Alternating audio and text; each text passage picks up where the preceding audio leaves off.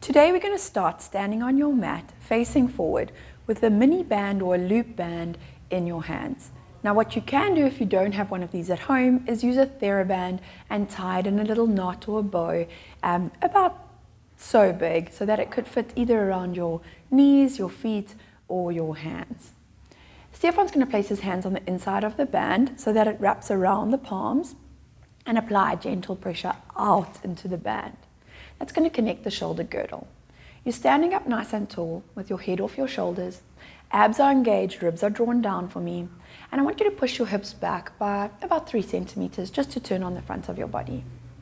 Here we've got tightness in the biceps, which are these muscles over here on your arm, tightness in the triceps underneath the arm, and a general opening feeling across the shoulders. Inhale to float your arms up towards the ceiling, pressing into the band, keeping the shoulders pulled down your back, and then exhale, lower the arms forward. While moving the arms, you inhale, and then exhale to lower the arms. Keep connected in your abdominals. Keep drawing in ribs down towards the chest or down towards the abdominals, down towards your hips, and keep pulling belly button to spine. Also pay attention to your feet into the floor. Spread the toes and press them into the ground. Just 3 more of these, pulling the shoulders down the back. Inhale to go up, and exhale, we come down. 2 more, and down. Feeling that inhale, expand your rib cage, but don't let the ribs flare. And then lower. Tuck in your chin, lower your arms down towards the ground, and curl vertebra by vertebra. Keep the hips slightly forward here. There's a tendency to rock back onto your heels. I need more weight on the toes. Roll yourself back up on an exhale, knitting the ribs in, tucking the tailbones under so that when you eventually lift up, you unravel to neutral. Draw chin towards chest, not slamming it onto the chest, but keeping a small space between the chin and the chest. That way your spine is one long, deep curve. Inhale, and then exhale, we roll back up, vertebra by vertebra.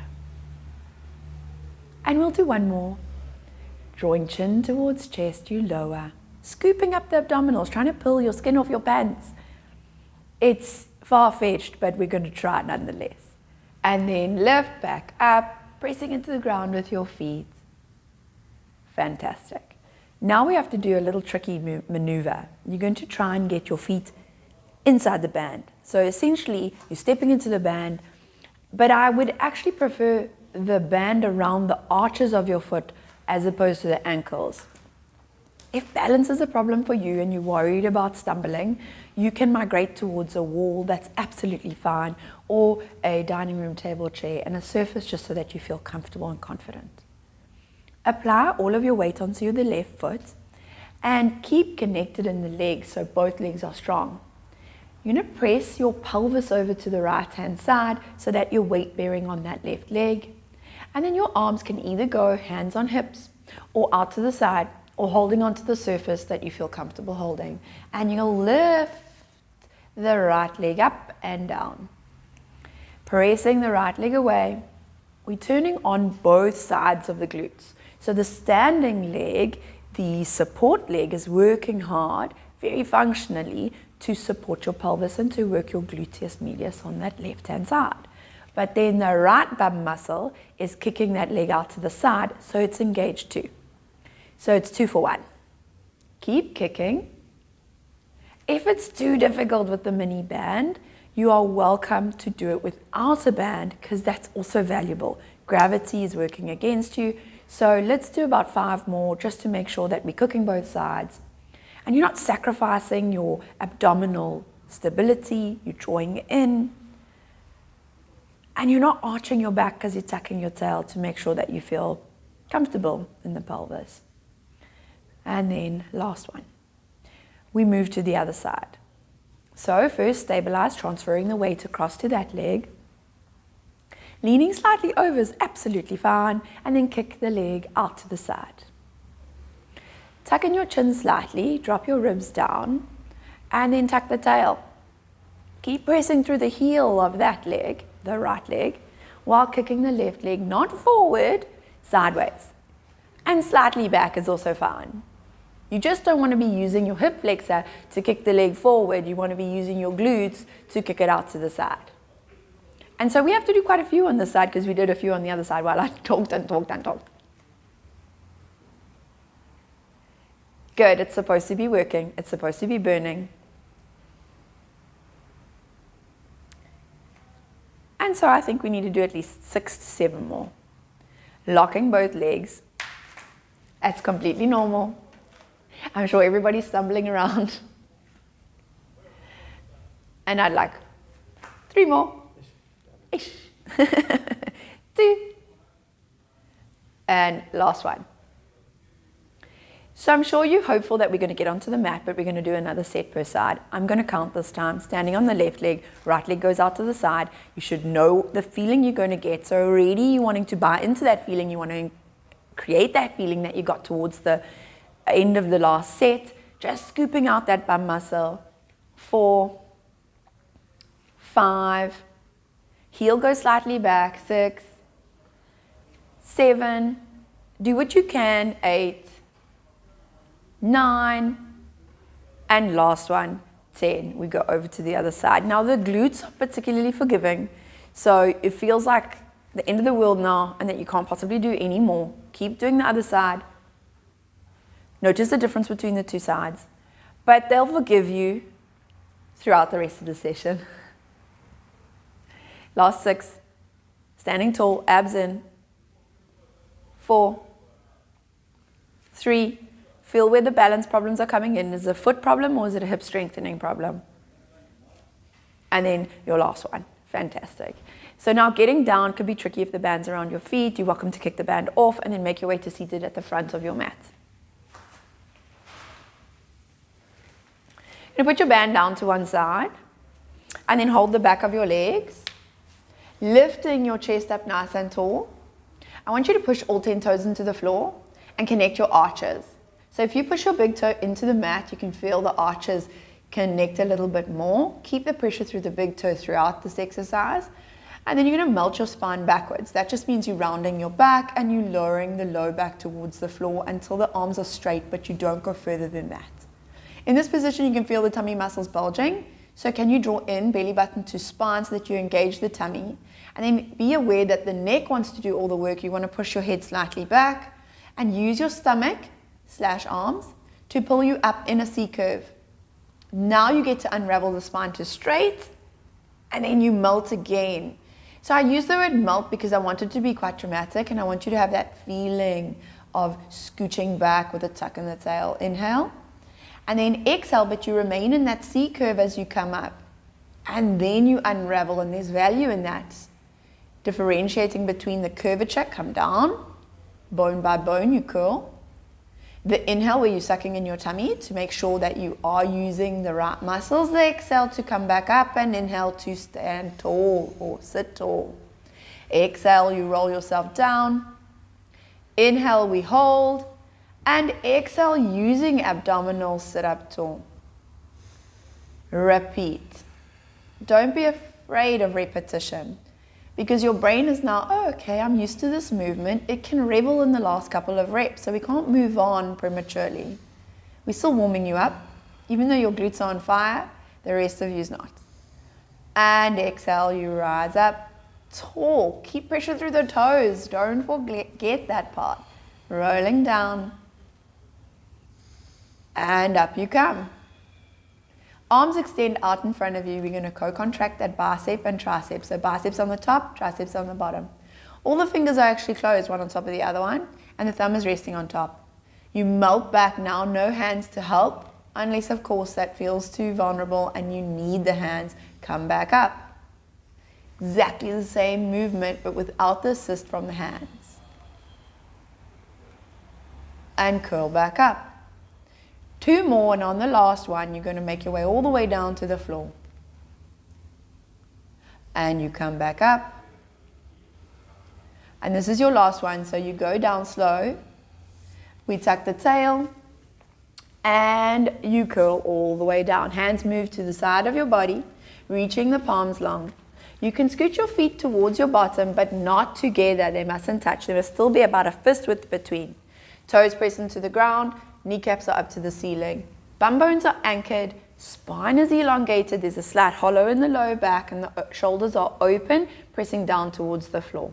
Make your neck a little longer and tuck in your chin. Inhale into your belly and exhale to draw belly button to spine.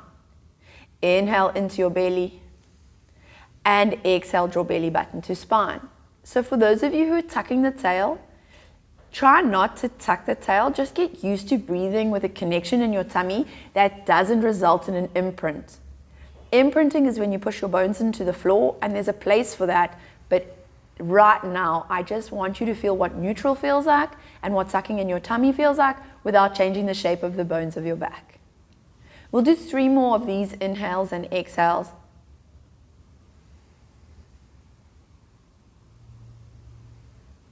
Just checking in and seeing if there's any deviation to that spine. Can you maintain neutral? Fantastic. Keep drawing in the tummy. So now you've got to try and inhale without the tummy moving too much. We want the breath to go into the mat, into the chest, not into the belly button per se. So it's just a different switch in your mind of where that air must go. It's okay if it's slightly confusing. We've got time to work through this concept. But you're inhaling into the floor and into your rib cage. It's called lateral breathing. On your exhale, float your right leg to tabletop. On your inhale, take the foot down to the mat. And then exhale, we lift it to tabletop. Keep going, keep moving without changing the shape of the bones of your back. 3, 2, and 1. Lower that right foot down. We're going to do the left. Inhale, tap, and exhale, lift. So if you can make sure that the air is going sideways into your rib cage, you can keep the lower abdominals engaged during this exercise. 4, 3, 2, and then last one, we keep the leg in the air. Scoop out the tummy, bum bones remain anchored. So you don't want to tuck your tail, you want to keep a little hollow in your lower back, but your tummy must be engaged. So if you aren't able to scoop the tummy up and under your ribs and stop your stomach muscles from bulging, then you're allowed to imprint. Then you're allowed to tuck the tail a little bit. But ideally, we're going to work towards trying to maintain neutral in the pelvis, neutral in the spine. On an exhale, you swap legs in the air. Good. And swap. And swap. Over time, your capacity to do this exercise better will happen. But you've got to be able to understand that the scoop is necessary to do that. It's not about effort.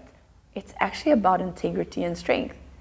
So sometimes you just don't have the strength to be able to do it.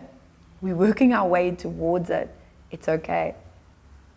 3, and 2, and 1, and done. Lower the legs. Now the feet are fist width apart.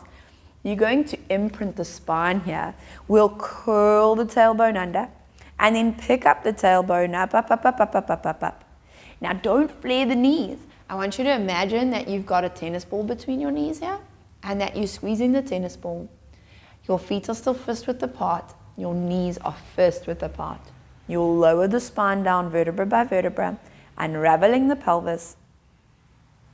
Inhale at the bottom, and then exhale to lift the hips up slowly, keeping in mind that tennis ball feeling. And then the rib cage drops down, the tail is lost to untuck. Your shoulders need to be open, press down into the ground.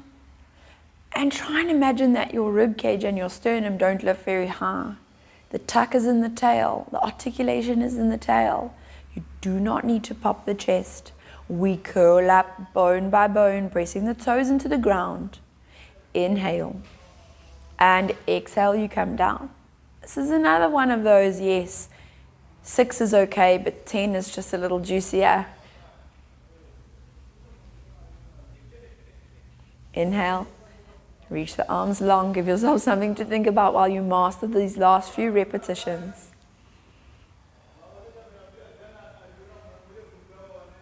Good.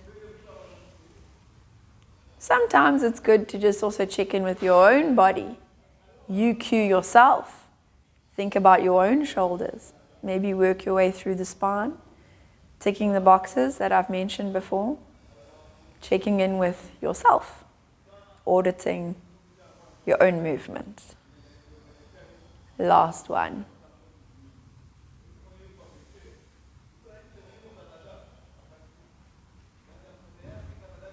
Unraveling to neutral.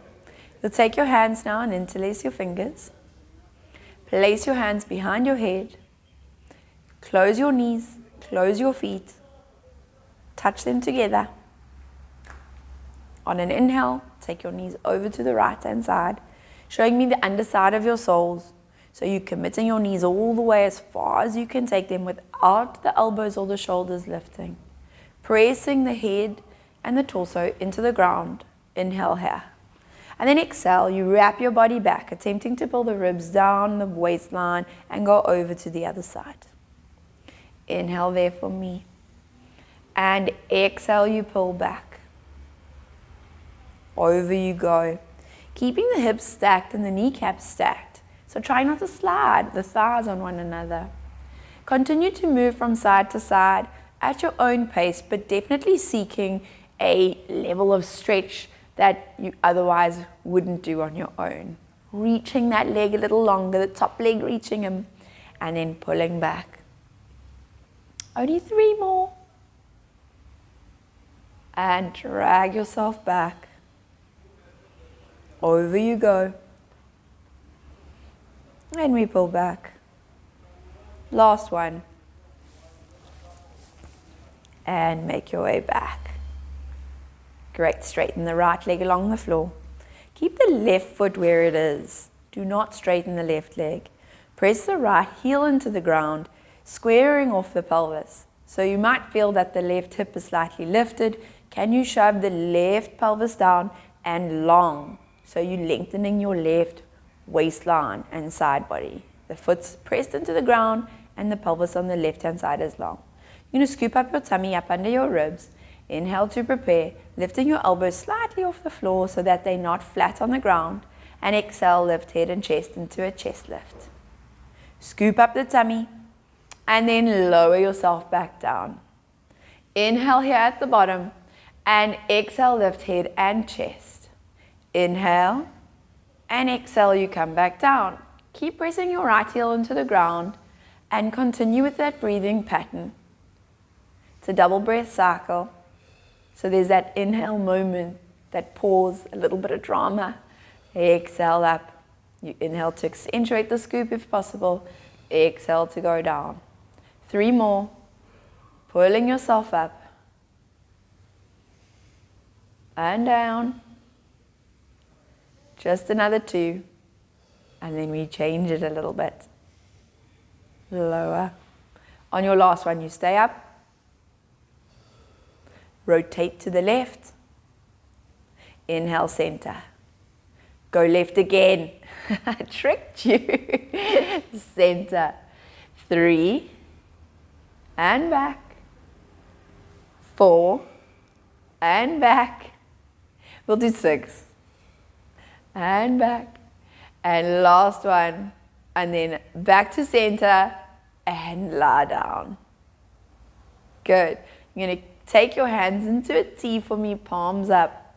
Tighten your right leg and pull the toes to your nose. You keep your left foot pushed into the ground and your left hip pressed long. Exhale, you lift the right leg up to the ceiling as high as you can get them. Point your toes, tighten the thigh, lower the leg. At no point do you tuck your tail. You lift the leg up, but you keep integrity in your lumbar spine. So there's a little hollow there, just a tiny one. But it means you're not caving in the back.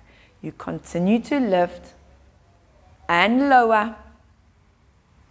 Sternum down, abs in. 3 more. Left bum bone down. 2. And last one, stay up in the air for me. Flex the toes to your nose and draw a small circle across the middle of your body. So the circle's really tiny, but the circle crosses the midline. And you can be smart about the breathing. So one circle can be an inhale, and then the following circle can be an exhale. And we're going to keep the circle small unless you have it in you to do the giant big circle without any change to the spine or the pelvis. And then last one, we stop. We have a little dramatic pause over here.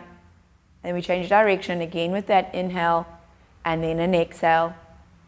And you can have a little moment at the top where you're like, boop, full stop, boop, full stop. Especially if those circles are big. And 3, 2, 1. And you can bend your knee and come down. Leave the right knee bent and the right foot flat. Straighten the left leg. Hands interlace behind your head. Elbows are slightly lifted. Thighs really tight because you're pulling your toes to your nose. And that right hip is pressed down into the ground. You're scooping up your tummy. Exhale, we lift the head and chest. That's it. Inhale, hold. And exhale, you go back down. Yes, be careful of the hip hike. So you're doing an abdominal exercise, lifting the head and the chest. But you're aware of integrity in the pelvis, so you're not hiking and shifting one bum bone or hip bone up towards your chest. You're keeping long on both sides. Exhale, you lift. Don't let your knee fall out. So you're going to pull your knee slightly into the middle of the mat so that you're not flopping out to the side. Just trying to connect that inner thigh, that adductor, with the opposite abdominal. Just spending the appropriate time here, connecting with the lower abdominals, trying to use your tummy and not your neck muscles. So if you can have a heavy head, it helps you make your tummy do the work as opposed to the big, strong neck flexors in the front of your neck. Let's do one more chest lift. And so you lift up into your chest lift, and we're going to do repetitions to the right hand side, crossing the midline, back to center, maintaining height, and exhale, go over and center. Remember that right knee not falling out or in, and then carry on. And exhale. 4 more. And 3. Watch that left foot, it doesn't roll out either. And then we do one more to the right hand side. Come back to center, give me more juice. Up, up, up, up, up, and then lie down. Take the arms into a T. Out to the side. And so we flex the foot towards your chest, scooping the lower abdominals so that they have a role to play, but not changing the shape of your spine. Exhale, we lift the leg up, point your toe, down. Flex foot, lift, and down. Exhale up. Keep the right bum bones down into the ground, little hollow in the low back. Good. Keep on keeping on. Opening up the arms, pressing your sternum into the ground. Just something extra to think about, something different. Different is good. And then one more after this one. We'll lift the leg up, have our dramatic full stop, align the spine, and then it's across the midline for a small circle on an inhale. And your exhale, we circle. And inhale, you circle. Trying to keep the thigh really tight, trying to keep the pelvis in neutral, trying not to let the right knee do its thing out to the side.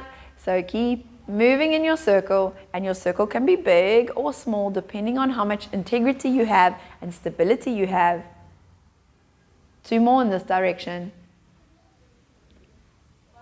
And full stop. Now we inhale, change direction. And dramatic. Exhale, change direction. Circle. Inhale, circle. I'm moving the goalposts.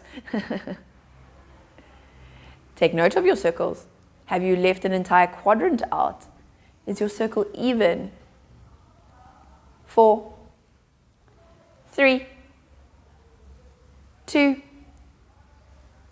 and 1. Good. Bend the knee and take the leg down. You're going to hug your knees into your chest. Rock from side to side just to massage your low back.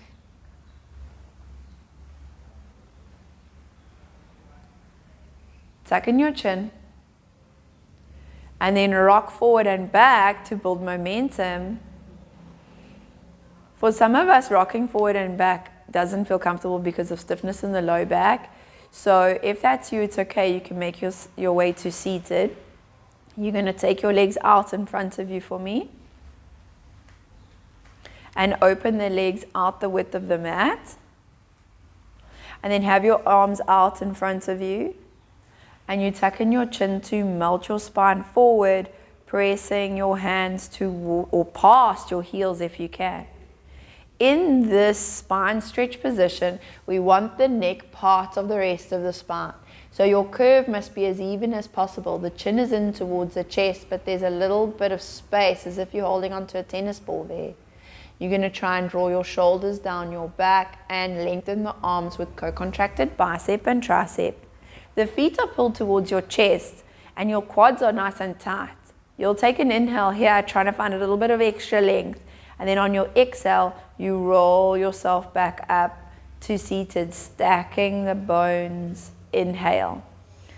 Exhale, you draw the sternum down away from the chin at the same rate that you tuck in the chin. Inhale at the bottom and exhale to come back up. That's the movement, but these are key concepts that you have to maintain the whole time. The thighs are tight, the legs are straight, the toes are lifted towards your chest.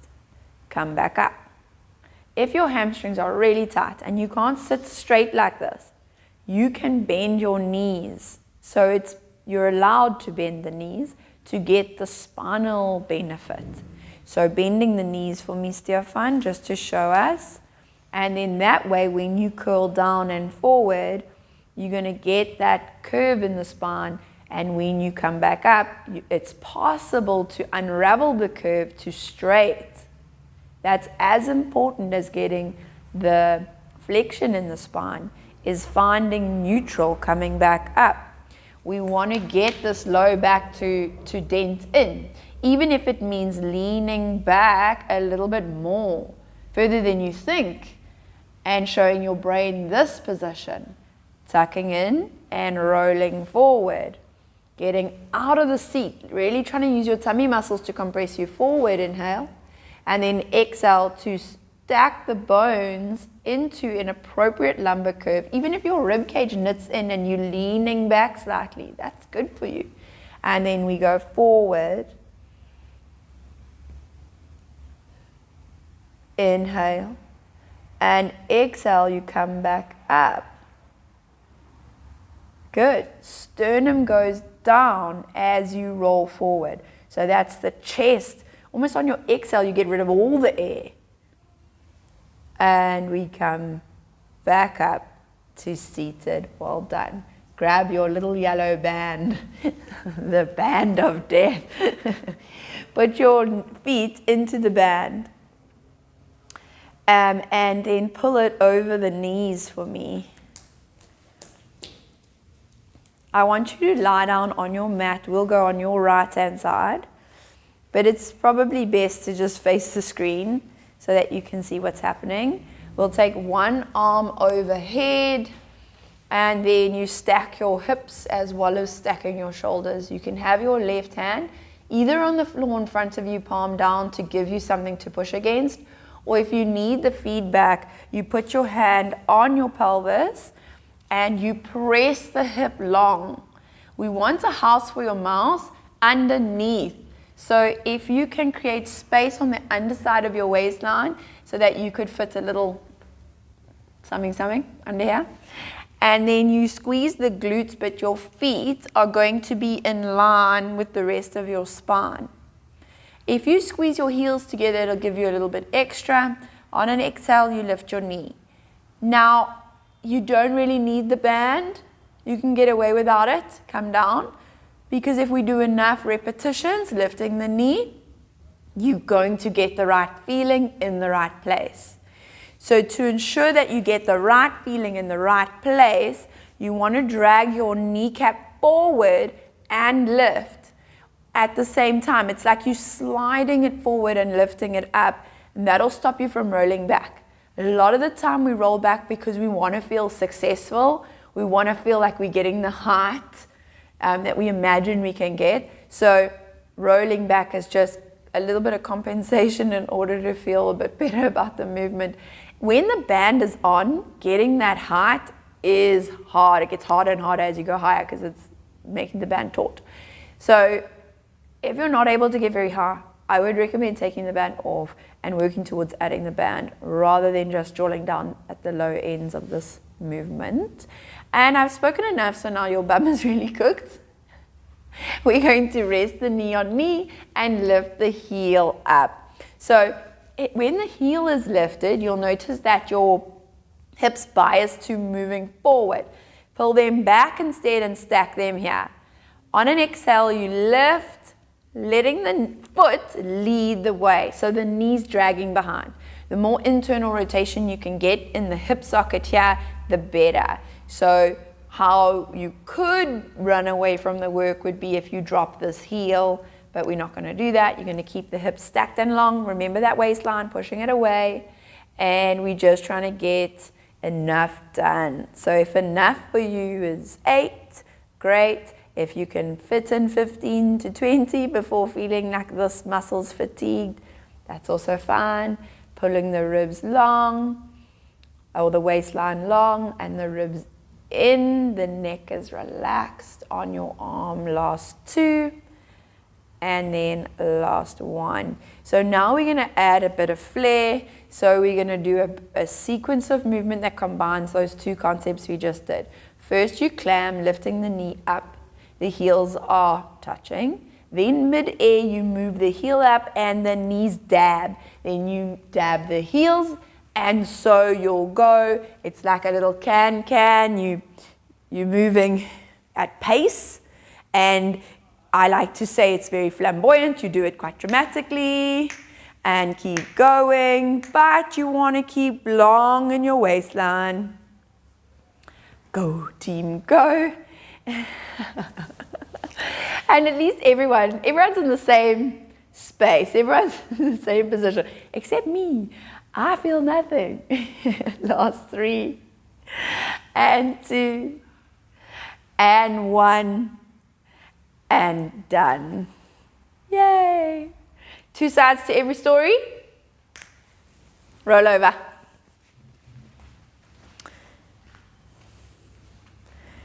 So your head's going to be back.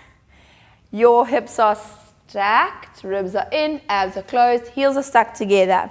We lift the knee up and down. Don't forget that trick of reaching it forward as you come up. That's going to almost stretch before we strengthen the glute muscle. So it really helps. I would prefer that you don't tuck your tail.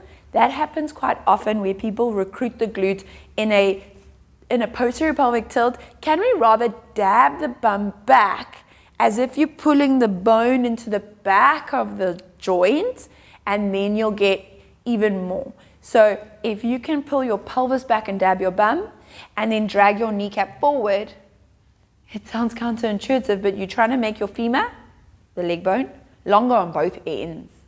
And so we have to do a lot on this side because we did a lot on the other side while I spoke.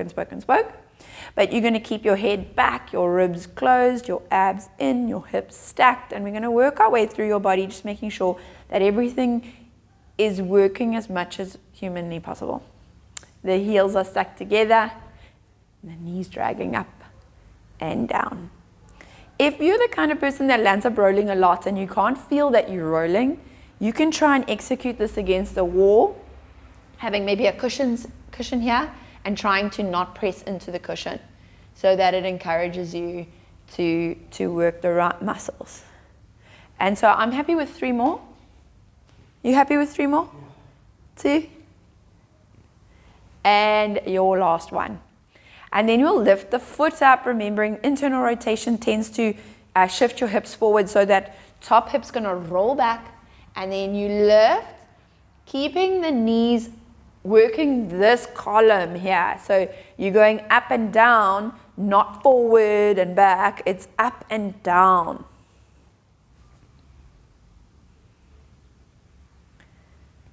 Yes. Now I can see as we all working along that you're remembering points from the previous exercise where the ribs are closed and then you don't flare and you don't tuck and you don't roll. So those micro corrections that you do within your own body are really valuable, and you must try and execute that in all sessions going forward. Last 3. And we go 2. And then your last one. So now we're going to do flamboyant tapping in the air. So it's the knees and then the heels and then the knees and then the heels. The change takes place really high. Good.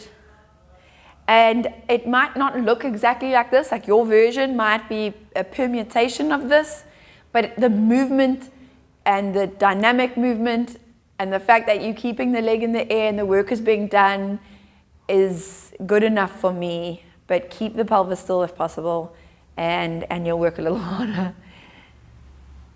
And let's do 4. And 3. And 2. And your last one. And well done. And then we can take the band off of your knees, and we're going to do something just a little bit weird.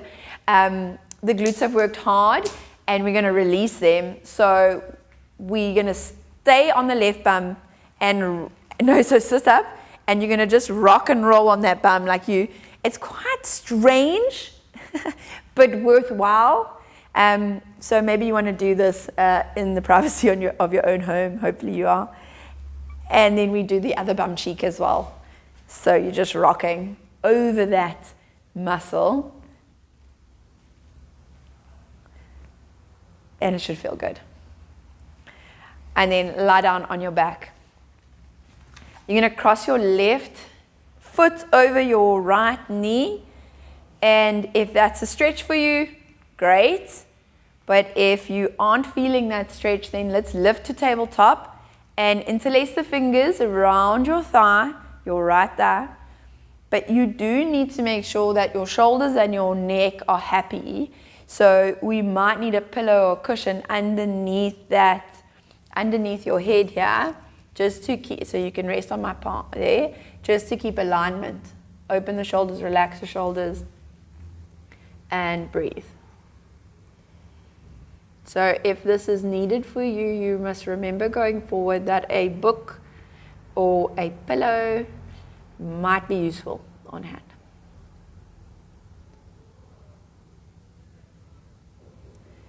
And so we won't hold too long, but you'll just take 2 more breaths. 3 to 5 breaths of a stretch should do the trick. And then we swap to the other side. And try and lengthen your own neck. Roll the shoulders down and breathe.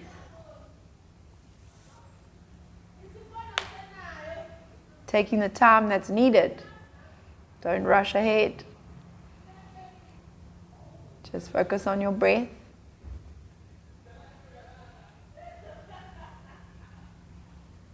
Just getting it done. Breathing in through your nose, out through your mouth. You take 2 more breaths here.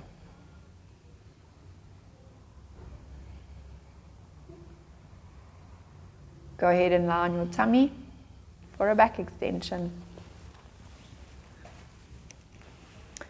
We're going to do a simple back extension, which I find the most effective. Hands against the sides of your thighs. Start relaxed though. You can lift your head a little bit off the floor so that your nose isn't getting squashed. And you're going to try and establish a natural curve in the neck. So you don't shove in your chin. You actually lift your chin a little bit so that there's a slight curvature in the neck. Now you'll start the exercise with an inhale, lifting the tips of your shoulders. We're not going for height per se. We're going for the squeeze in the shoulder blades down your back. Trying to pick up the tip of your shoulder and then hold that position. I know it gets hard, but let's squash your arms into your sides, especially at the wrist. So if you're wearing a watch, it's helpful. Squash your watch and exhale, lie down. It's probably harder than you thought it would be. On an inhale, you lift again. We're going to squeeze the shoulders down your back. It's not about height of spine. It's about effort across the shoulders and into the hands. And then lower yourself down. We're not using low back, we're using mid back. So if you can turn off your glutes, lift up on an inhale, soften your tummy, turn off your bottom, make it about the upper back. And then come down, inhale, lift. Probably one of the most valuable back extensions you'll master. And down. And we work on this right from the beginning. We need to instill good habits in this exercise. It'll stand you in good stead. And let's do 3 more, only because it feels so awful. And down. 2. Shoulders, don't forget them. You need to pick them up. And down. And then your last one, lifting, squashing the wrists, lengthening the arms. Reach them. Don't grab your thighs. Close your fingers, press your palms, and all the way down. You can rock back into a rest position now, breathing in and out. Reaching those hands forward, drawing the air into the sides of your rib cage.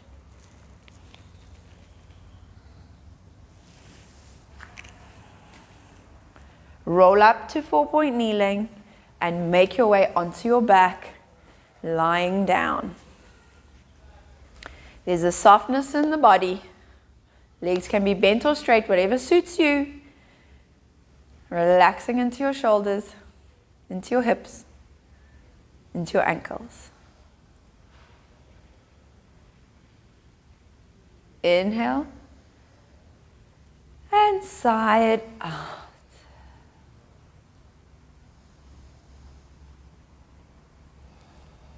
Just continue to soften into all the joints in the body.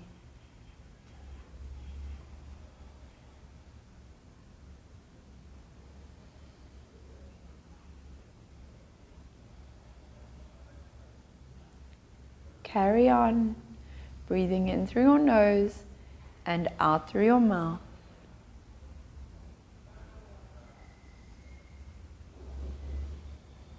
Take a deep inhale. And then sigh it out of your mouth audibly. Make a noise. Another one in. And this time as you breathe out, you can let all tension go. Well done, and thank you for joining us.